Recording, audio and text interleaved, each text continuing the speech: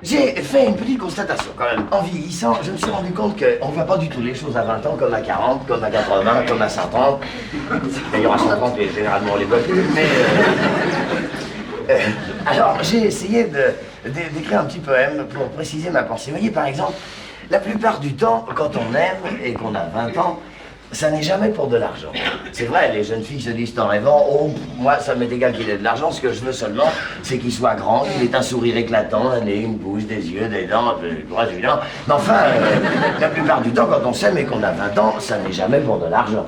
La plupart du temps, quand on s'aime vers les 38 ans, bon, c'est pas toujours pour de l'argent, mais on y pense évidemment, et on pense à l'avenir, aux enfants, à la voiture, à l'habillement, aux sorties dans le coin élégant, avec madame, avec Goussan. Mais enfin, la plupart du temps, quand on s'aime vers les 38 ans, je ne pense pas toujours pour de l'argent.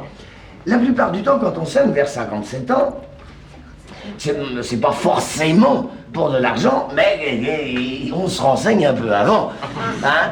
Voyons, vous avez un appartement? Oui? Non, non, non. Bon. Et avec des draps, des petits, des grands. Bon. Un peu de vaisselle en argent avec ce qu'il faut pour mettre dedans. Bon. Et votre vieillon qui devait mourir, il va comment Bon, enfin, la plupart du temps, quand on s'aime vers 57 ans, c'est pas forcément pour de l'argent. La plupart du temps, quand on s'aime vers 76 ans, ça n'est jamais pour de l'argent. Ouais, pourvu qu'on puisse de temps en temps s'offrir un petit divertissement, bon, mon Dieu, hein, c'est bien suffisant.